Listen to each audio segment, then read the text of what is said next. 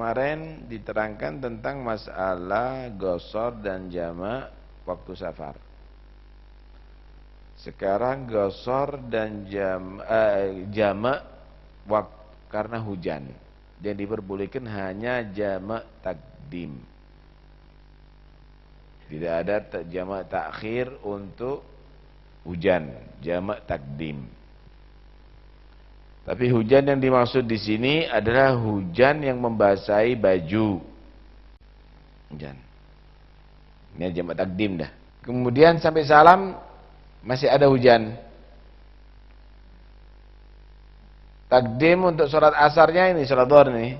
Allahu Akbar, takbiratul ihram, sholat asarnya Allahu Akbar, berhenti hujannya, enggak apa-apa teruskan.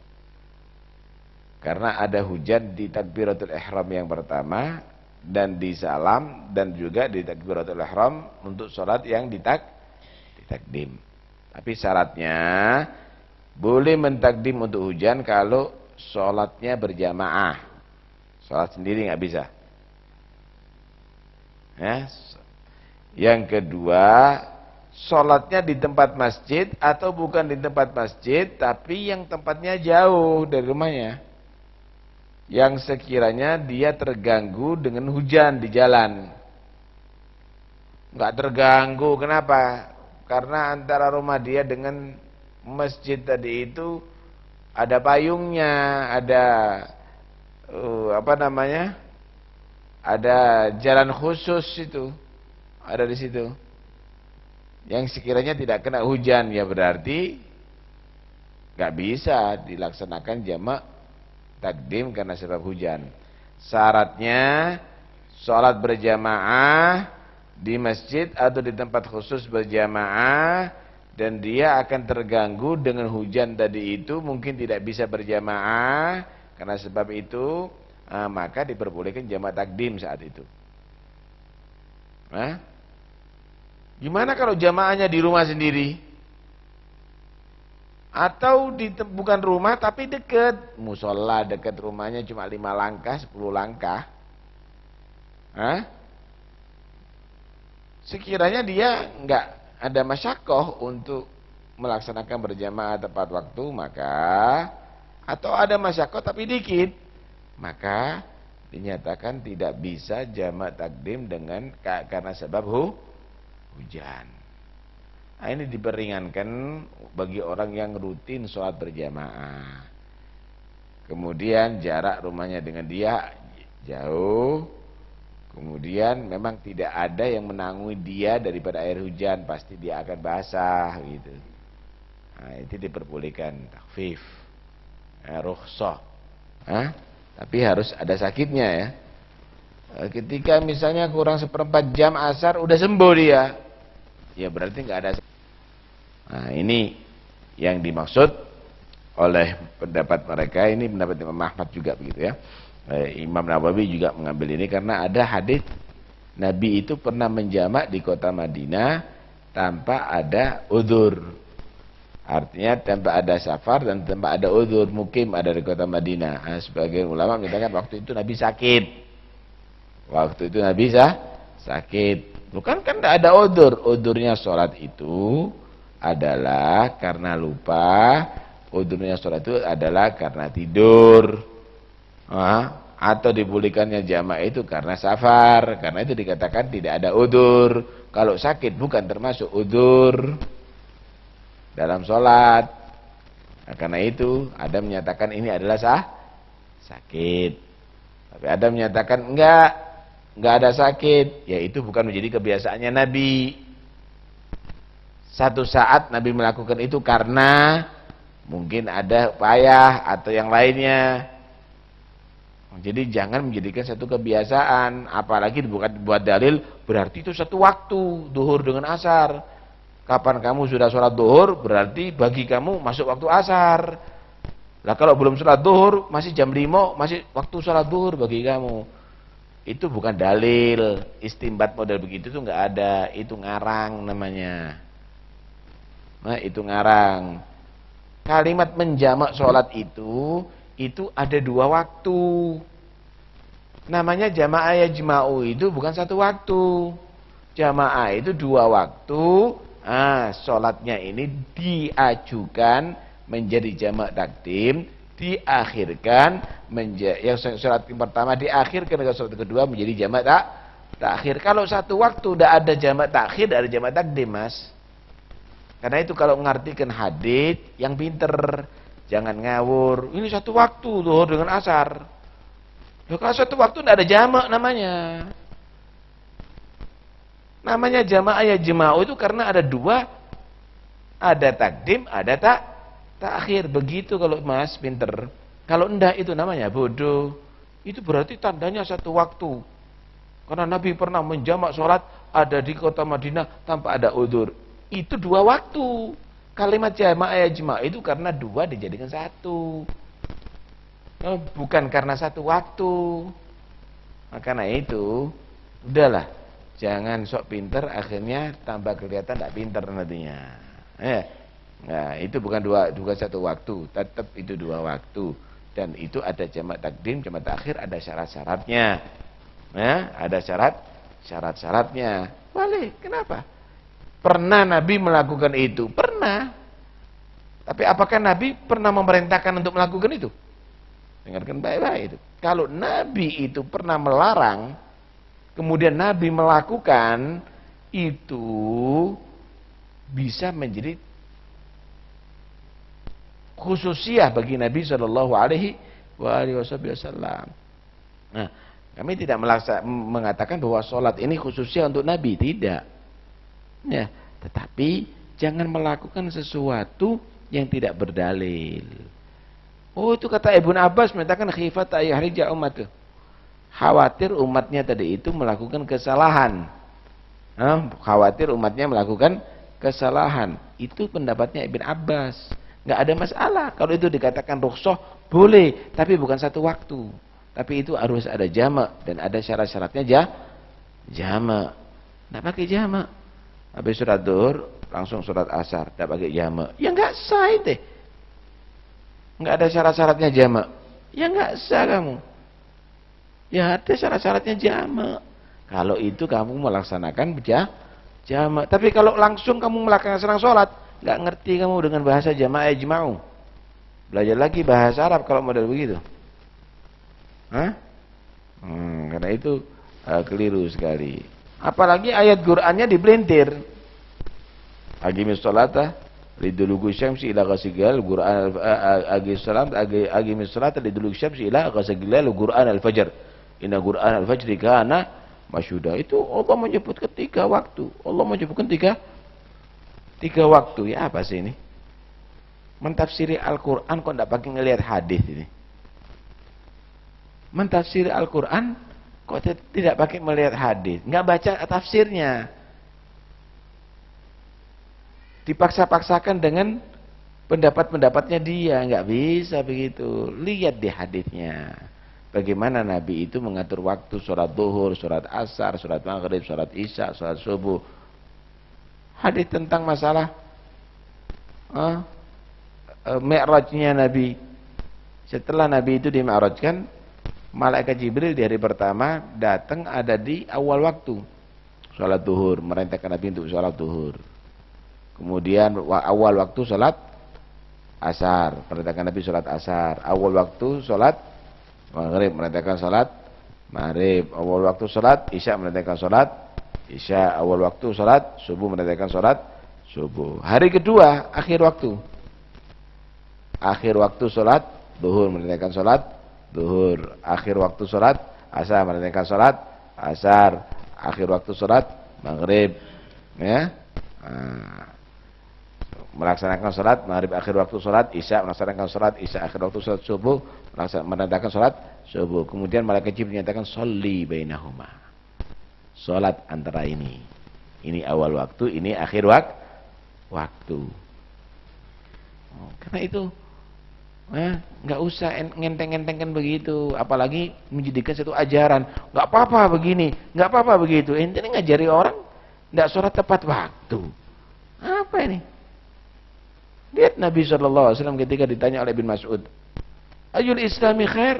Ajaran Islam yang terbaik itu apa? As-salatu ala waktu. waktiha. Sholat tepat waktu. Sholat tepat waktu. Nah, kalau begitu kan kacau waktunya ini. Iso prei masjid itu. Kenapa? Karena sholatnya tidak tepat waktu. Orang-orang tidak benar ini. Nah, ngartikan hadis persis. Jangan diartikan satu waktu. Kalau enti mau menjamak karena sakit, ada gol. Tapi itu jamak. Bukan untuk ngentengkan. Dan itu ada syarat-syaratnya. Belajar dulu. Jangan asal-asalan. Nah, ini tidak apa-apa ini. Karena Rasulullah mengatakan begini. Karena ayatnya mengatakan begitu. Udah baca tafsirnya ente? Udah baca syarah hadisnya? Lah kalau enggak, ngarang ente? Mau ngarang ilmu?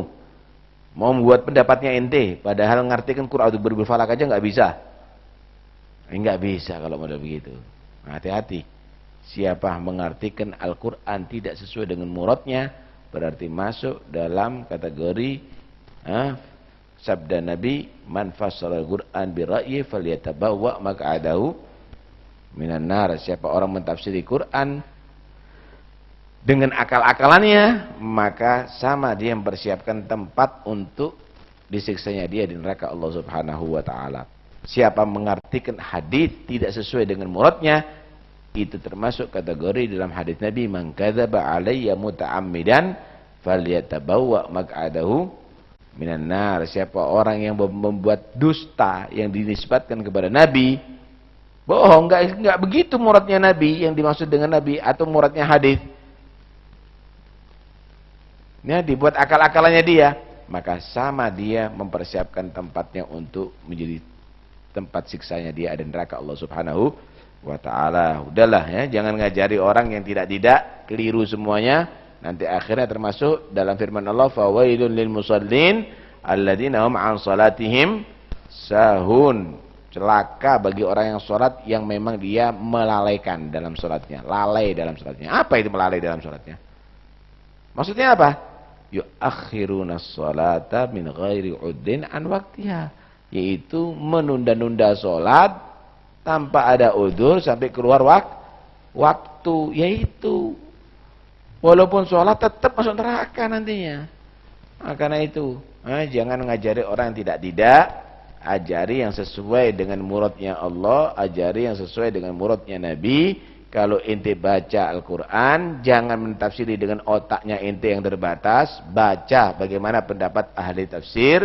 Kalau ente baca hadis, jangan kamu tadi itu dengan otak kamu yang terbatas, tapi baca orang-orang yang mengerti masalah hadis, pendapat daripada muhadditsin, pendapat daripada ulama, sehingga tepat nantinya Anda menjadi orang yang memahami Al-Quran dengan ilm, dan Anda juga memahami hadis dengan ilm. Wa kullu man bighairi ilmin ya'malu a'maluhu mardudatun la tuqbalu. Semua amal yang tidak ada dasar ilm enggak diterima sama Allah. Tambah ngawur jadinya. Nah, dianggap itu adalah benar tapi salah. Masih sholat tetap nilainya maksiat nantinya. Walaupun sholat tetap nilainya masih maksiat. Ini sholat zuhur, langsung sholat asar. Sholat asarnya enggak dilakukan ada tepat pada waktunya, enggak ada udzur, enggak ada apa. Ini maksiat walaupun sholat. Kenapa belum masuk waktu asar enggak ada niat jamak, enggak ada apa? Ini sholat asarnya maksiat. Sekarang saya mau tanya, kalau sekarang saya sholat zuhur, ini ibadah atau maksiat? Maksiat. Ini main-main ibadah. Talabbus bil ibadah al-fasidah. Sengaja melaksanakan ibadah yang salah. Sama dengan orang nggak pakai wudhu sholat. Wah, ini sholat ibadah kepada Allah, tapi nggak pakai wudhu. Ini main-main, nggak benar. Sholat zuhur bukan pada waktunya, sholat asar bukan pada waktunya. Nggak ada udzur, nggak ada niat jamak, nggak ada apa. Ini main-main, ini bukan ibadah, ini maksiat kepada Allah.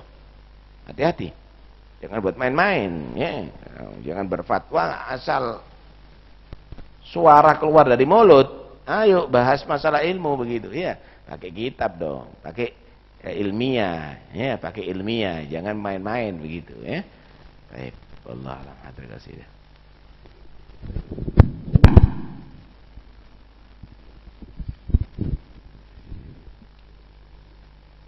يحمد الله يحمد الله ييسر كلما قد تعسر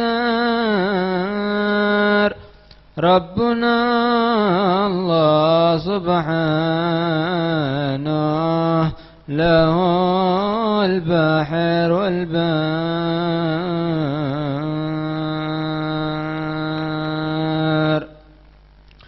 مالك الملك واحكم من تصرف ودبر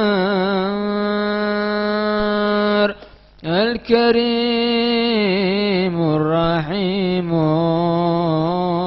العادل المحسن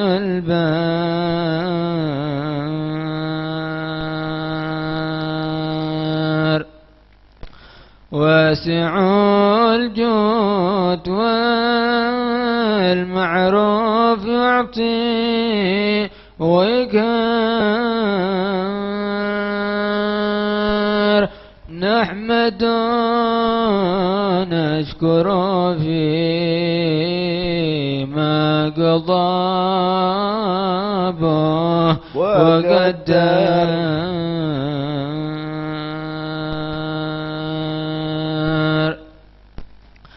قلبي اصبر على المكتوب ولا تصبر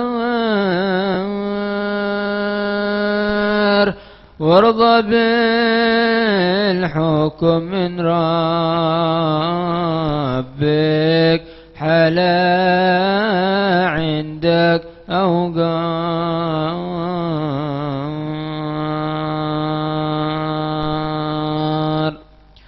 فإن ربك بك الطاف منك وعلم وأخبار لا تعرض ولا تعزع ولا قطي تضجر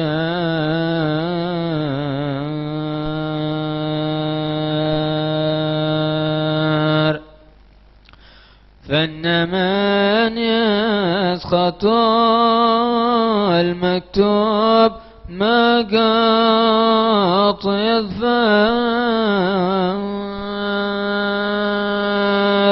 والذي يرضى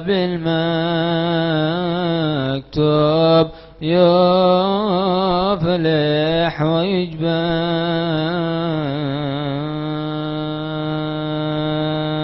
ويجبر واعلم أن القضاء قد كان بالخير والشر قد جرى بقلم في اللوح من قبل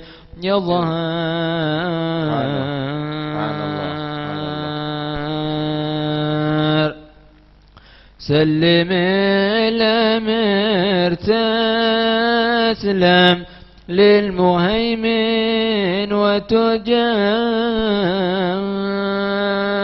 وتجار جل ذو العرش مولانا الكبير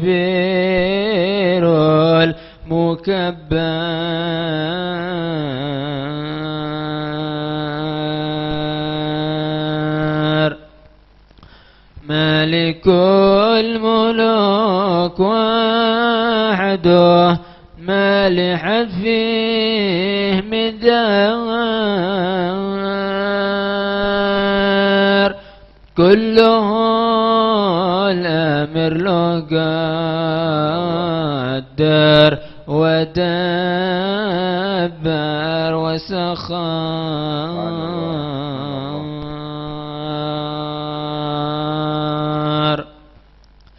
فاحمدوا اشكروا في حالي النافع والضار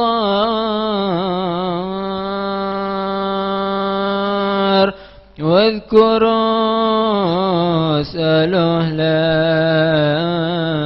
تسألوا غيره البار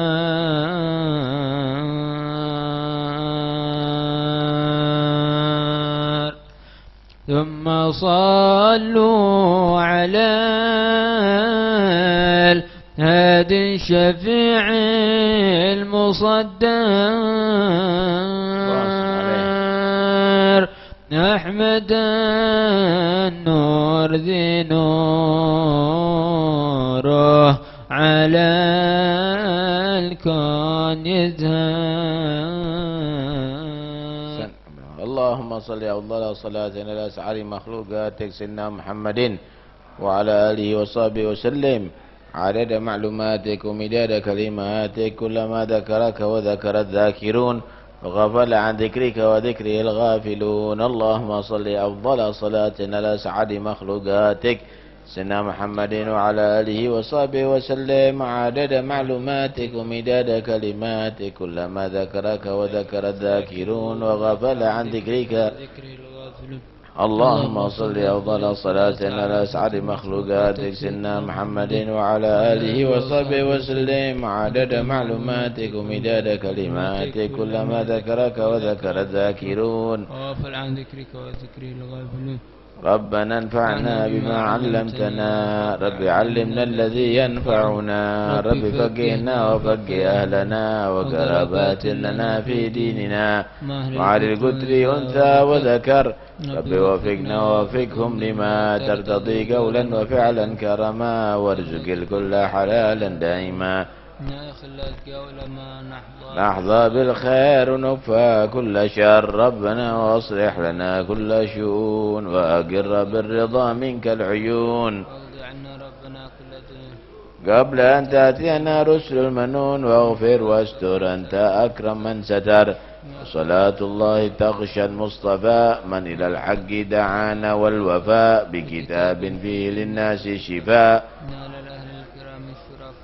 وعلى الصحب مصابيح الغرار. اللهم اهدنا بهداك واجعلنا ممن يسارع في رضاك ولا تجعلنا ممن خالف أمرك وعصاك وحسبنا الله نعم الوكيل ولا حول ولا قوة إلا بالله العلي العظيم. صلى الله عليه وسلم. الفاتحة إلى حضرة رسول الله سيدنا محمد عبد الله صلى الله عليه وسلم وحابه وأخوانه من الأنبياء والمرسلين صلوات الله وسلامه عليه وعليهم أجمعين. إلى روح البيت رسول الله وأزواج رسول الله وأصحاب رسول الله والتابعين وتابعيهم من تبعهم بأحسن الدين. ثم إلى رسول مجر الله ميسى وسيد العمل فيكم دم جسالة عبد الرحمن السقا وسبك سكران عليه ثم ذلك ولي عبد الله سلوك بر المحضر على أخي شبك من سالم أخي عيد من سالم ثم إلى رقد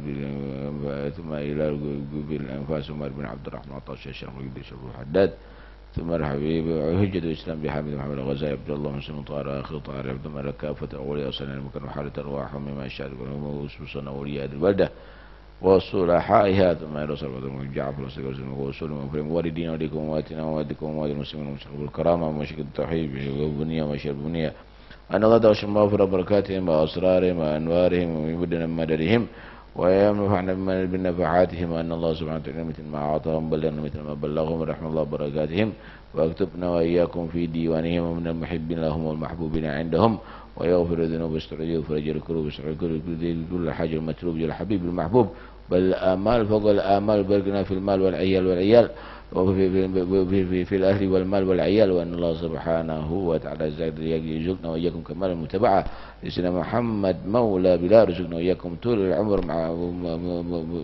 العمر في خير وعافية وحسن خاتمة عند انقضاء الآجال وعلى هذه يكون صالحة ومن السلف ومن الآباء ومن الصالحون في درجات سنويناهم وقصر قصدنا وطلبنا إلى حضرة النبي محمد. الفاتحة. بسم الله الرحمن الرحيم.